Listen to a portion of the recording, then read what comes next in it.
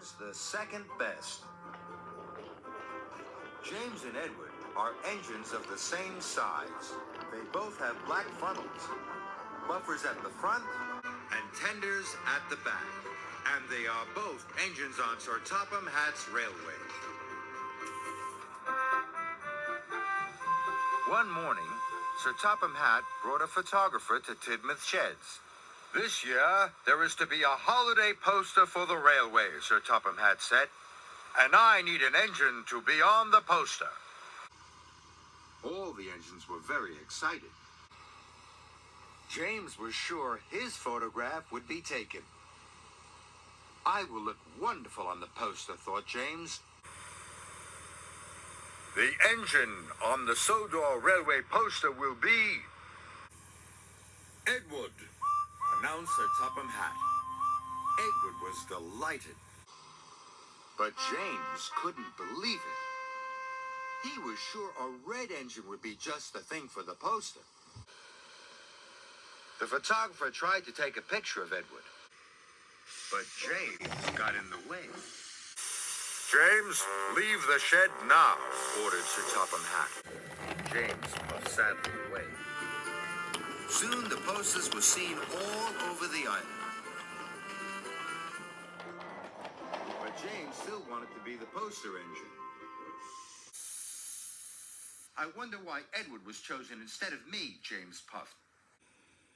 "Because," huffed Henry, "Edward is always gentle with his freight cars.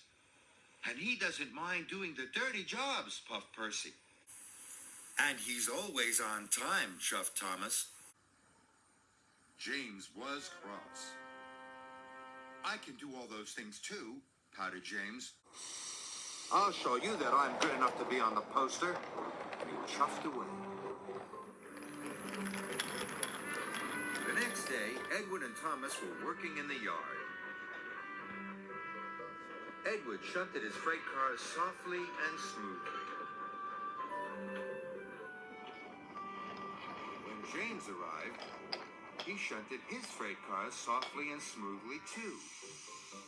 "See, I can be gentle just like Edward," puffed James. "I am good enough to be on a poster." "Edward finished a long time ago," teased Thomas. "He's already delivered his coal. That's why he's the poster engine." James wanted to be as good as Edward, so he raced off to collect his coal cars. James delivered dirty coal cars all afternoon. He became greasy, grimy, and grubby. And his bright, shiny red coat was soon covered in coal dust. "See," puffed James, "I can get just as dirty as Edward. I am good enough to be on a poster." But James was so dirty it took a long time to get him clean. James was soaked and scrubbed. They even brushed behind his buffers. "Your gentle shunting and getting dirty has made you late for your passengers," puffed Percy cheekily.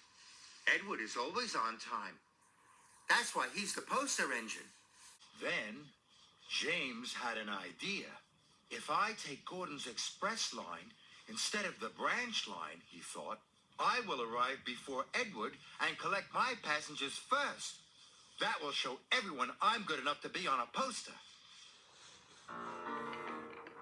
So James puffed onto Gordon's line. Then he raced across the countryside. James rattled over bridges and clattered through tunnels. He really wanted to get in front of Edward. James puffed back onto Edward's line. "It worked," laughed James. "I am first." Suddenly, the signal turned red. James applied his brakes and screeched to a halt. But Edward couldn't stop in time.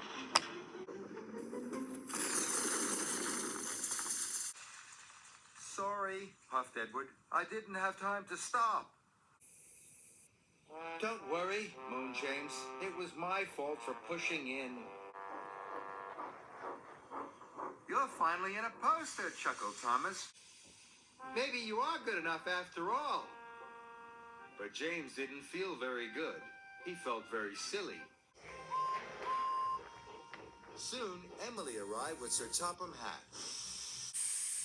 James, your racing around has caused confusion and delay, Sir Topham Hatt said sternly.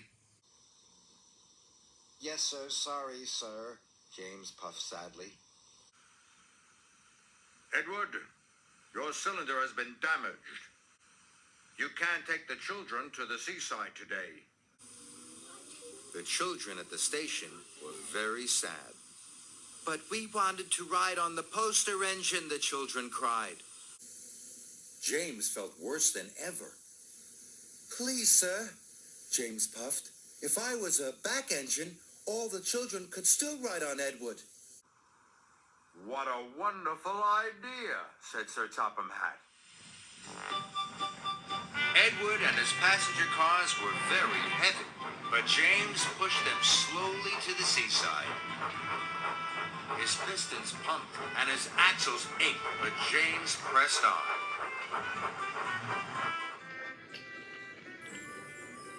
They stopped along the way to pick up more children. It's Edward, the children cheered. And look at James. He's pushing him. Isn't James a grand engine for being so kind? James was so proud it made his boiler bubble. He felt more useful than he had ever felt before. Even though you weren't the engine on the poster, puffed Edward, you are still really useful.